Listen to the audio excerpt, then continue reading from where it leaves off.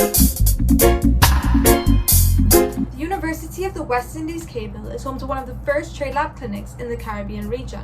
This semester, my colleagues and I had the opportunity to partake in this clinic under the guidance of Dr. Yearwood and Dr. Remy. Our project this semester focused on an assessment of the intellectual property regime for Barbados with a specific aim of promoting trade and investment within the Barbadian medicinal cannabis industry.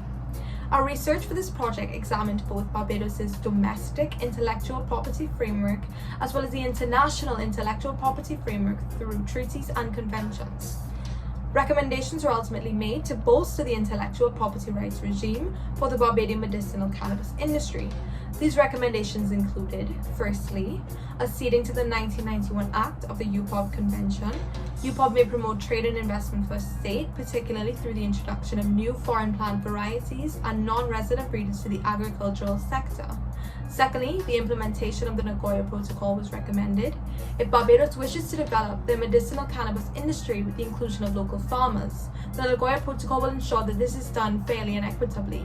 Lastly, amendments are offered for Barbados' current domestic intellectual property rights framework. It is our hope that these recommendations will extend protection to cannabis plant varieties to ultimately promote trade and investment. My colleague Olive will now discuss the experience that we had during this TradeLab clinic for this semester.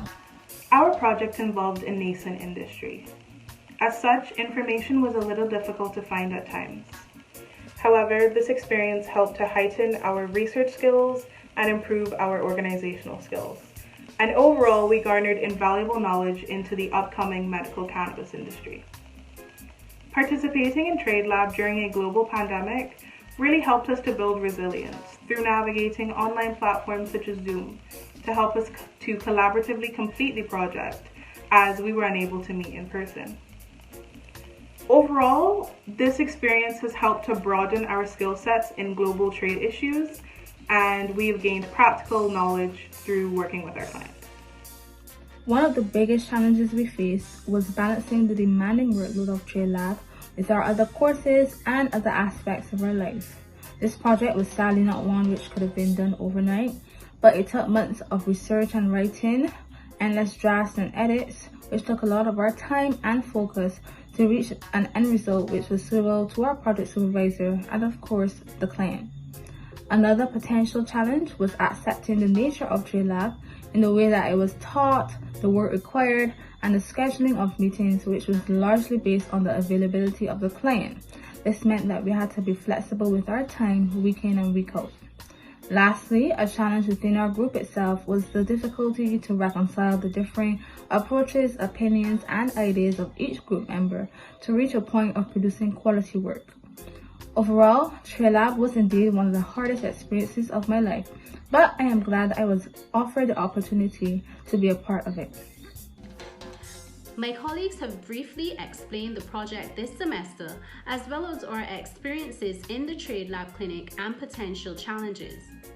This project ultimately found that a strong IP framework is an effective tool to drive economic development and increase investment. Currently, Barbados has an established national IP framework.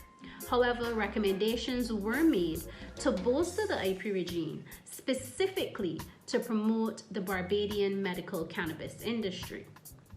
We would recommend the TradeLab clinic to any student who wishes to step outside of their comfort zone and gain more practical knowledge on trade-related issues.